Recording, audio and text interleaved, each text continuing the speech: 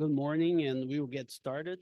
And today I will cover a pretty popular topic here in South Florida that is probably the most common for the conservation procedure, that is stockpiling, which differs from all other places in the United States where they have different weather and they really rely on hay and silage for supplementation.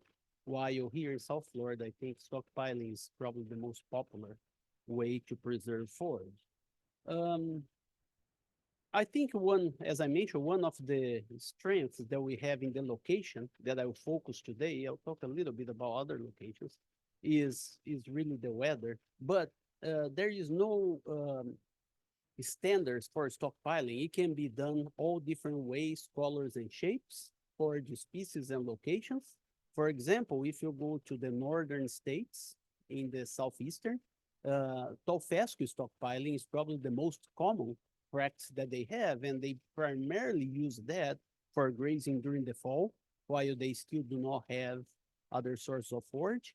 While here in South Florida is quite different because, as I said, we pretty much rely 100% on stockpiled forage during the whole winter, right? We graze it January, February, and March, and the winter here can go from 0 frost to 3 frosts, I think is the historical. So that means a really mild winter.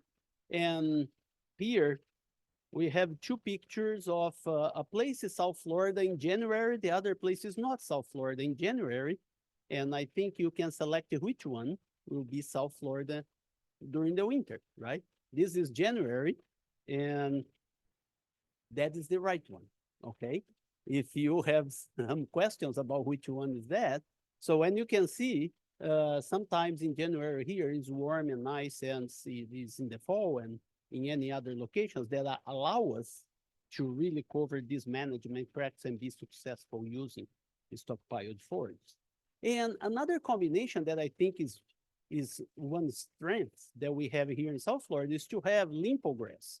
That is a forage species that is probably the best one to be stockpiled, primarily because this is a warm season forage, it's a C4, but even when it's mature, it maintains the digestibility, or the digestibility at mature state is always better than the digestibility of other warm season forages at mature state. It does decrease digestibility, but if you compare, for example, Bermuda and limpo grass at higher maturity, the limpo grass will always have better digestibility. And we also know that the crude protein is always low. We did some genetic work with limpo grass, and you saw the gene expression from the enzymes that expressing the crude protein are quite low, and that's why this limpo grass has, in general, lower crude protein than other mature warm season perennial forages, but we'll talk about that a little later when we cover in the supplementation portion. But we have pretty good digestibility, but with lower protein. And here in that picture in the cage there, you see a condition that is quite common in South Florida. That is, we had one frost in January, but then we have warm weather and we got some rain, and it's amazing how the limpo grass start growing, even during the cooler months. That is a characteristic that you don't see in other warm season perennial food. There is a general recommendation for us. So we come late September, early October, and fertilize those pastures with about 50, 60 pounds of nitrogen to the acre. And then we let them grow for about 3 months. And that is quite common here because it fits our breeding season. So you come October and you fertilize, you let stockpile. So we start grazing January, February, March. That will be pretty much the 3 months that will fit your breeding season. So we have forage, you add the supplementation. However, this is the standard here from South Florida. You may see that if you go to Gainesville or Mariana, in different locations in Florida, this time frame may change. They may have start stockpiling a little earlier because they get cooler weather earlier during the year. So it's not uncommon to see people talking about stockpiling forage in North Florida starting in August, okay? Because over there they have a little colder.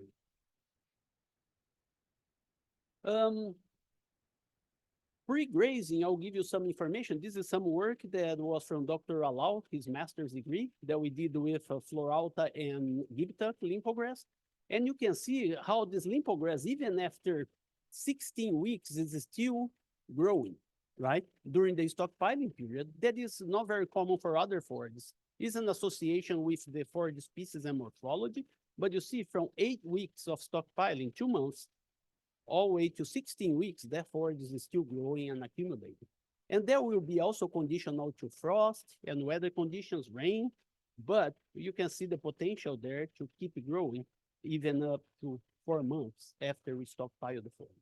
And you see the accumulation rate, that means the growth per day, the efficiency will decrease because we are getting close to the cold weather, right? Sometimes there are also water limitation on the rainfall, but we are getting close to cooler days, shorter days, and then therefore the efficiency of herbage accumulation decrease over time as expected. And you also see the same trend that is the opposite direction, right? It's linear, but going down on the nutritive value. Even that I said that the digestibility may be still pretty acceptable for a warm season perennial forage, you can see that it decreases over time. And that happens and is notorious. But as you can see here on the crude protein standpoint, like the levels that I mentioned, this limpogress is very efficient to fix carbon. It has a low concentration of enzymes, and then you have this low concentration of protein that even decrease over time during the stockpiling. And just a little information as well, I mentioned to you about 50 pounds of nitrogen, and there are some work that we did with fertilization. And one interesting thing is that fertilizer is important to speed up the herbage accumulation, but because the stockpiling period is about 90 days, you don't see a statistical difference when you apply 50 or 100 pounds of nitrogen. So that's why we try to keep the recommendation around 50 pounds of nitrogen, because on that accumulation period, you may accumulate faster if you apply 100 pounds, but when you get to 90 days, the herbage mass will be the same. So you're gonna catch up. So it's not worth it to invest more money in increasing your fertilization level, because if you have the 90 days, that will even out during the period. So that's the fertilization that we have. Even on the crude protein concentration, as you can see, also no difference. So not only herbage accumulation, but crude protein concentration will be quite similar. And you can see how the stockpiling is really influenced by weather conditions. So I showed you some information that herbage accumulation happened from 8 to 16 weeks. You can see in this trial here, this is days, okay? So after 90 days, we didn't have increase in herbage accumulation. Sometimes we have some weather conditions that do not allow the forage to keep growing. So it grew from 60 to 90, but then 90 days, it just stopped. If you keep growing the forage, nothing else will happen other than you lose some forage primarily by senescence and stepping from the cows. Okay, so now we finish the prep time, right? This is how you prep the pastures to start being grazed, right? During the stockpiling period. Now we will talk a little bit about what happened during the grazing time. So we did some work here with the grazing on those stockpiling. We have two cultivars that we did Floralta and Gibtuck, and the trends were quite similar, although the herbage accumulation of Gibtuck was greater. So every data that I'll show you is an average of both cultivars, okay? So in this trial, I grazed those pastures with dry, mature cows. So we have 2 cows per acre, okay? They were dry cows, so the requirements for protein and energy on those dry cows are reduced because they are not lactating and they were not pregnant, but I use them pretty much as grazing animals just to manage the forage. And one thing that I would like to clear out here is, if you can see here, the blue is 0 to 10 inches height, okay? So the red is 10 to 20 inches. And then the green is above 20 inches. That's the height of the forage, okay? And that is, as you can see here, in January, we have all 3 heights, right? We stockpile for 3 months, and then the forage was really high, right, when we start. But they have these different layers, and you can see the bottom layer because you have a lot of stems, it's much more dense. So you may have the same amount of height, but you have much more forage because you have a lot of stems. But when you start grazing that, you can see the top layer just disappear in February, right? The cows graze it, that top layer. And when you go to March, it graze even more. Almost the 10 to 20 inches layer disappear during that process. And we estimated that the herbage allowance for those cows that we would like to have would be about 1.5. So what that means? That means that that supply is sufficient forage for those cows during 3 months. That was the goal, right?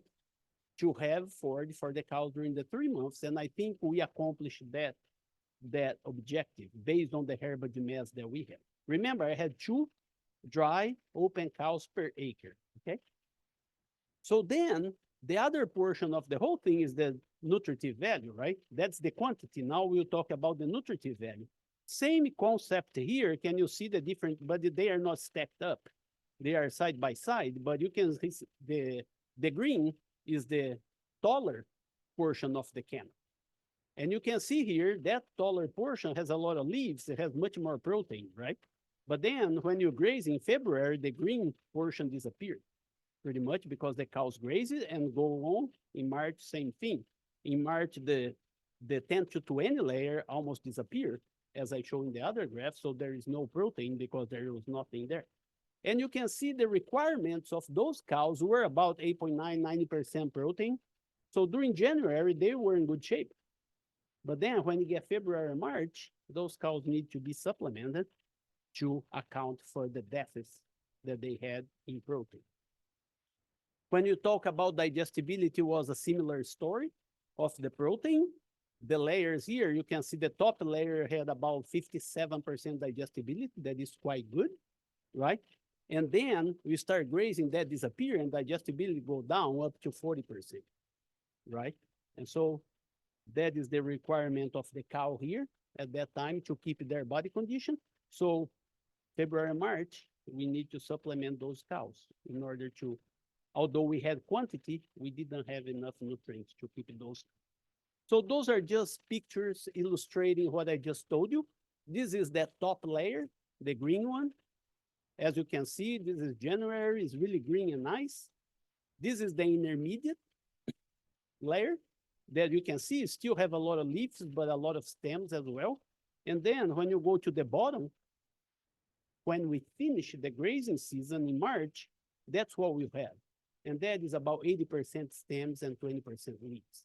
So you may have enough quantity, but now there is not enough nutritive value there to maintain the performance of the cows during that time. And that is just a quick table, practical, that I show to producers all the time. So when to make a decision, right? Supplementation is a big portion of your cost for cow-calf production. So then here you have yes or no, and you have the quantity that you need to supplement in order to keep those cows in the body condition that you want. I think this is just a practical summary. When you graze the limpo grass, what do? That's what we do right here. And then may make the life of management easier to try to bring something that is biology to numbers. So they have a pretty good idea what will be the estimates for to buy feed during the week. Okay, so now we graze it, and now we'll switch over to the supplementation portion. Okay, we focus a lot on the dry cow, on the mature cows, and I think I'll talk first about a trial that we did with mature cows. That was the work from Andre Aguiar on his PhD work. And we use stockpiled limpo grass pastures, again, January, February, March, same management that I just described to you. And his treatments were to have a true protein in the supplement or just urea. The rumen degradable protein source was cottonseed meal or urea. When you have the urea treatments, we have to account for the difference in energy and rumen undegradable protein that came from the cottonseed meal. So we have to adjust those treatments. But the rumen degradable protein source in one treatment was pretty much urea, and the other treatment was cottonseed meal. And then we saw that we found no difference at all between the treatments. You can see here, average daily gain of the cows, no difference. So that means the cows kept pretty much the same weight. If you can see here during the whole time. Body condition decrease a little, it varies, but that difference in body condition here can be also the observer. So we can find those differences, it depends who is taking the measurement. So although we were consistent in, at that time, I think it was Andre and I taking the body conditions, but there was very little change in body condition that was not significant among treatments. And you can see here, no difference in blood urea nitrogen, that is the concentration of nitrogen in the blood that will represent some status on protein supplementation. And we also measure the milk production of those cows. If they were draining that source of energy to the milk and the source of protein will have any influence on that. And also there was no difference in milk production. So it's a type of research that is difficult to report because you see nothing, we had no difference whatsoever in everything that we test, but I think that was the goal. When you work with these mature cows, it doesn't matter if you add cottonseed meal, a true source of protein, or urea. If you balance those, you're gonna have the same outcome and you may save some money. One thing that we saw is we fed the molasses with the protein every 2 days, right? So we didn't feed every day. And you can see how effective it was. So 0 hours when we fed the molasses, look at the ruminal ammonia, how it went up. And then over time, it started going down, down, down. By the time that is 48 hours, it's down, right? So then we feed it again. So, and then it go up again. And the same trend happened with the ruminal pH, right? You feed urea, the rumen pH go up. And then it starts stabilize it and just go to the normal level. And that's why I think we can use the molasses and urea or any source of protein supplement, and you don't need to feed every day. And this is not a problem for mature cows, but this may be a problem for heifers. So that's why we do not recommend to feed few times a week in heifers, because those increasing energy and protein may also affect hormones that are related to reproduction. So, but those cows are much more resilient in transfer that to their reproduction characteristics.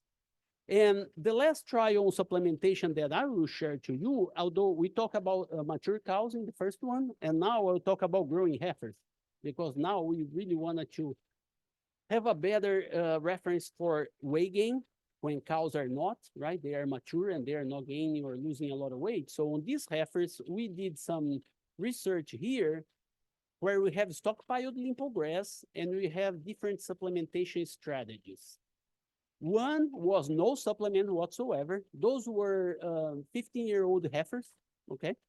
And so control, no supplement. Then we fed 2.5 pounds of cottonseed meal a day, 5 pounds of cottonseed meal a day, or the fourth treatment, those heifers had access to ryegrass 3 times a week, Monday, Wednesday, and Friday. And they grazed the ryegrass for 24 hours, okay? So those were the 4 treatments that we had. And we have like 1 acre that were grazed by 3 heifers of ryegrass that we allocated to each heifer, to each treatment, okay?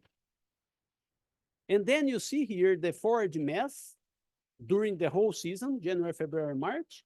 We didn't have any difference among the treatments, but we saw that when you have the part-time grazing, when the heifers have access to the ryegrass, during that time, they didn't graze the limpo grass, and so the limpo grass had greater herbage mass during that treatment because the heifers have something else to graze 3 times a week. And that is the herbage mass for the annual ryegrass during 3 months. That was a really good ryegrass year. I think the data is a little skewed to the good side because we don't always have a good ryegrass stand, but those years, that is the average herbage mass here, and that was a pretty good ryegrass. And you can see the nutritive value of the plants here. So on the limpo grass, it was 45% average, 45% digestibility and 10% protein. I think average for the 3 months, but look at the ryegrass. It was 18 and 72. So if you can think about it, the digestibility was as close and the protein as close as any supplement that you can have. And this is the table with the performance of those animals. I would like to show first the average daily gain here. You can see how you have a linear increase. You increase the level of cottonseed meal, increase protein and energy. Those heifers gain more weight, up to 1.5 pounds a day. That is probably the gain that we want for our replacement heifers, right? We wanted to keep around a pound and a half or 600 grams a day that will allow them to be bred as a yearlings. So that was quite good for that purpose. But when you have the part-time grazing, it was similar every daily gain to feeding 5 pounds of cottonseed meal. So you need 1 acre of ryegrass to have exactly the same outcome that if you feed 5 pounds of cottonseed meal a day. But when you look at the live weight gain, that means the gain per area, you really decrease here on the part-time grazing compared to the 5 pounds because you need 1 more acre, right? Per 3 heifers. So the gain per area, you decrease because you need more land, right? When the gain per area here on the 5 pounds will be greater, you can have more heifers in a limited amount of land that originate that. And one interesting thing is the dynamics of the absorption and metabolism of the protein on those animals. When you have 5 pounds of cottonseed meal, the blood urea nitrogen is spiked to 27.3. Those numbers are not good to be seen in an absolute value. It's more to compare the treatments because they can vary a lot. But you can see how the part-time grading has less blood urea nitrogen. And the interpretation is probably because of a better balance between energy and protein. The absorption and use of the nitrogen is much more efficient. Even that you don't have as much concentration, but we have a better balanced energy and protein that probably create a better rumen microbial production and better performance of the animal. And this is the last table that I would like to share with you that I think is a summary, and it's a trial that was done here in 2006 by Dr. Arton and Dr. Page, when they compared, and then going back to mature cows, okay? So they compared a mature cow with a calf allocated to 3/4 of an acre of stockpiled limpo grass to a same cow or a cow and a calf allocated to a bahia grass pasture to the same stocking rate, but fed 1,200 pounds of hay. Okay, bahia grass plus hay is just the original pasture that they were during the summer, and then you fed 1,200 pounds of hay during January, February, and March. And the limpo grass is stockpiled limpo grass as we describe it, but they grazed January, February, March, and they were allocated to 3/4 of an acre. With the variations that we have in weather, I think it's really safe to allocate a cow per acre. I think that's a good number to have. Receiving supplement, okay? Those cows were all receiving 5 pounds of molasses a day. So it's pasture plus supplement. But the forage management differed in this trial. And you can see here, there was difference in weight gain on the cows. So both groups lost weight, but there was no statistically different. They both lost a little weight, but look at the calf weight, similar among treatments, and pregnancy rates the same. So what that tells me is that the value of a 3/4 of an acre of stockpiled limpo grass is the same as to buy 1,200 pounds of hay, right? That is the analogy. So if you have to go to the feed store, probably you need to buy 2 rows nowadays. Each row will cost you about $70. So 3/4 of an acre of limpo grass will cost you about $140 to keep those cows during January, February, March. So that's what you're gonna pay for 1,200 pounds of hay. That is the analogy that we use. Some people don't have enough area. It's better to go to the feed store and buy the hay, right? Some people that have the area to manage probably is a good option to do the limpo grass because also the hay has another cost added to, such as feeding, cleaning, waste, so on and so forth. When they stockpile limpo grass, you don't have those challenges. So just concluding remarks here. So I think that has been a very popular management practice that we think it works well for us here at the research center. For most of the producers that we talk in South Florida, everybody that has the chance to use this, I think they are really happy with the outcomes. And I think the key point is we know that they will have a decrease in nutritive value over time, and we know that stockpiled info grass by itself will not do it. We'll need to add supplement. And now the question is how to manage this is to add the right supplement at the right time. So you save money, but still keep the cows in good body condition that they will rebreed and keep being productive in your herds. So I would like to thank you for your attention, and I'll be glad to take any questions that we might have.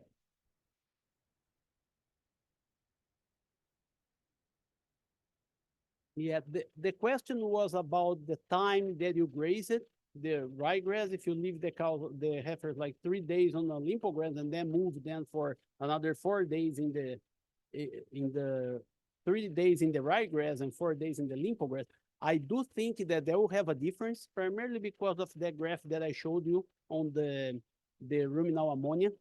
So what's going to happen is you run out of ammonia in the rumen, and when the limpo grass has very low nitrogen, the rumen microbe will stop working.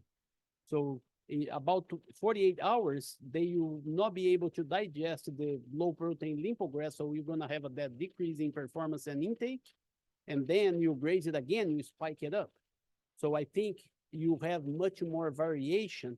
And for mature cows, I'm not sure, but for young heifers like we did, for sure, I think you have a negative impact on their performance. I have a question for Dr. Vendramini. That Nicholas Di Lorenzo. I'm actually.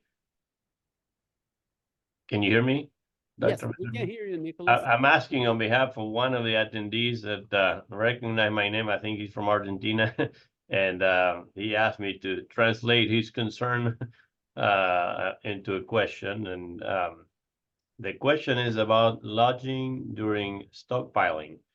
They are using it in Argentina with limpo grass stockpile, particularly in background in cattle.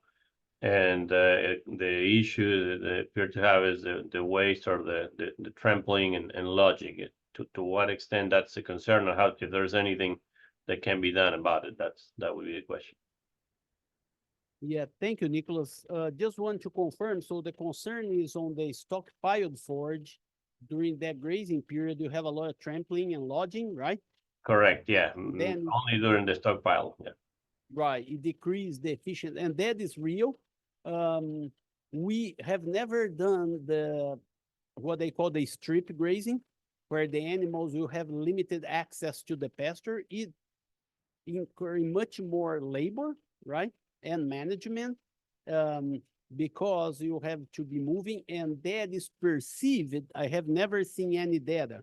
Is perceived to decrease the waste or the trampling from the animals, because in theory you graze small strips every day, right?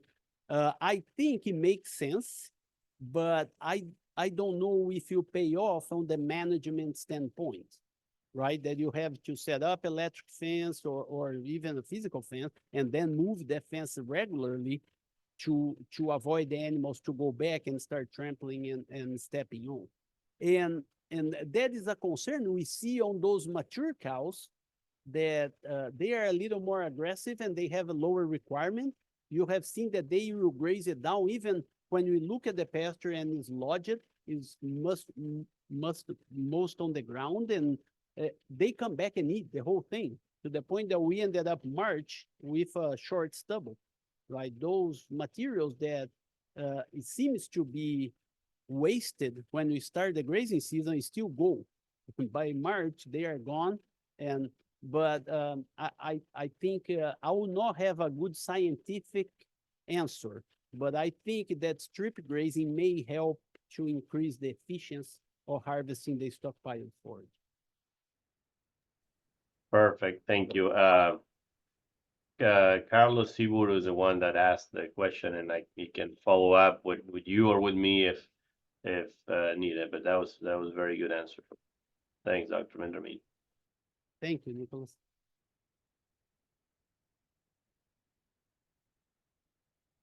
Mm-hmm. Uh-huh. Yes. Yeah. We do have some people here that try and did use that procedure for a long time, and that is actually the best procedure. If you can graze it for 2 or 3 hours early in the morning and remove the animals, because many times we see that they stop grazing, right? And then they lay down and then they start grazing again at sunset around 4 or 5. So if you can just let them graze in the morning and move is the best. But again, then we'll include all the labor and management. And it is quite demanding, right? To be moving those animals back and forth every day. But I think on the biological standpoint is the best approach.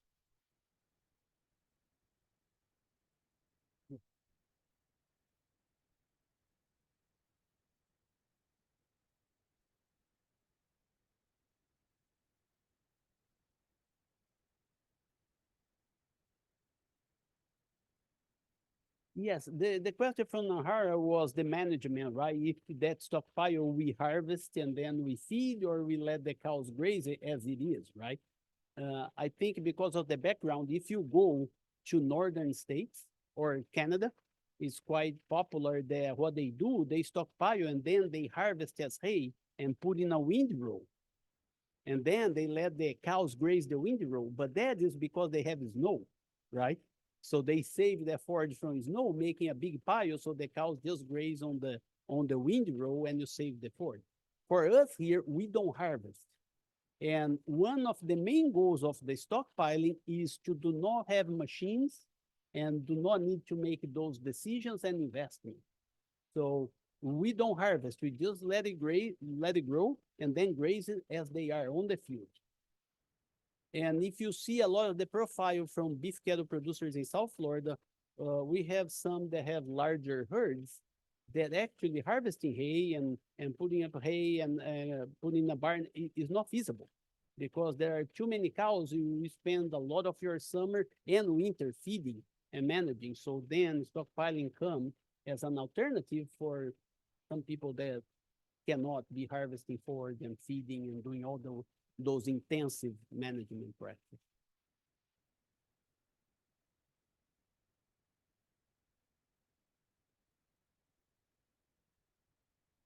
Oh, I think I have another question here. Will mowing the lympho grass in late September, October prior to fertilization increase the nutritive value of the forage in January, since you are removing the existing stems and reducing the material? And yes, that is correct.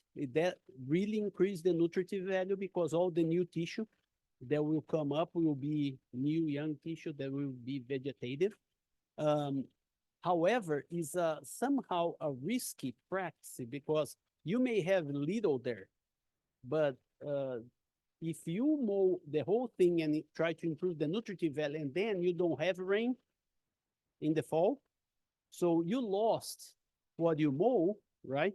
And then now you may have very little of the good thing. So I think a lot of we have seen managers here in South Florida, they harvest for hay, then they fertilize and let it graze. That's great because they have the hay. But just mowing to clean it up, I don't think is probably the safest management practice, because you are cutting some material that you may be lacking later in the season if eventually you have some adverse conditions for weather, rain, so on and so forth. But going back to the question, it's correct. If you mow, for sure you increase the nutritive value, primarily digestibility will be a little better.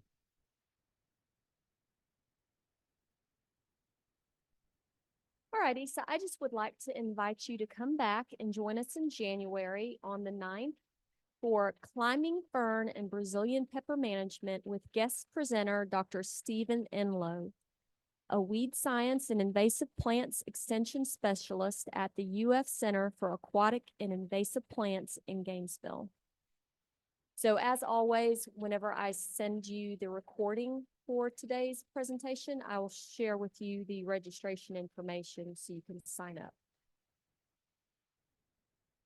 Also would like to mention January the 24th is the next annual Florida Cattlemen's Institute and Allied Trade Show. That's going to be held at the Okeechobee Agri-Civic Center.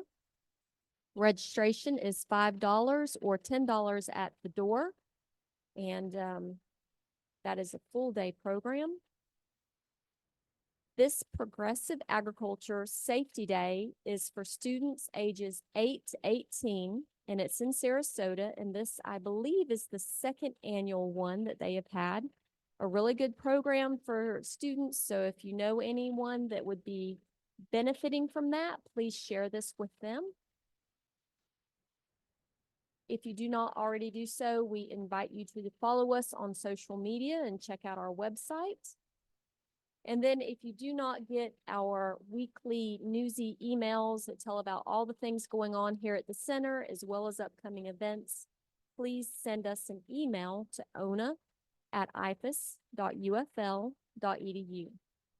Additionally, in the chat, you will see at the very top a survey that we would like for you to complete. It won't take but just a moment.